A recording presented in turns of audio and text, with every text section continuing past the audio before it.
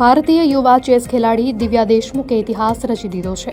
માત્ર 19 વર્ષની દિવ્યાએ મહિલા ચેસ વર્લ્ડ કપ 2025નો ખિતાબ જીતીને ભારતને ગૌરવ અપાવ્યું છે। જ્યોર્જિયામાં આયોજિત આ વર્લ્ડ કપની ફાઇનલમાં દિવ્યાએ ભારતની જ દિગ્ગજ ખેલાડી કોનેરુ હમ્પીને હરાવીને આ ભવ્ય સિદ્ધિ મેળવી છે। આ સાથે જ દિવ્યા દેશમુખ વર્લ્ડ કપ જીતનાર પ્રથમ ભારતીય મહિલા ચેસ સ્ટાર બની ગઈ છે। આ ખિતાબ જીતવાની સાથે જ દિવ્યા હવે ભારતની ચોથી મહિલા ગ્રાન્ડ માસ્ટર પણ બની ગઈ છે। આ ઐતિહાસિક વિજય બદલ રાષ્ટ્રપતિ દ્રૌપદી મુર્મુએ દિવ્યા દેશમુખને હૃદયપૂર્વક અભિનંદન પાઠવ્યા હતા। તેમણે ટ્વીટ કરીને જણાવ્યું કે દિવ્યા દેશમુખને મારા હૃદયપૂર્વક અભિનંદન, જે 19 વર્ષની નાની ઉંમરે FIDE મહિલા વર્લ્ડ કપ જીતનાર પ્રથમ ભારતીય મહિલા બની છે। કોનેરુ હમ્પી રનરઅપ રહી।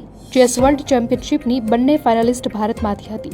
આપણા દેશમાં ખાસ કરીને મહિલાઓમાં રહેલી વિપુલ પ્રતિભાને રેખાંકિત કરે છે।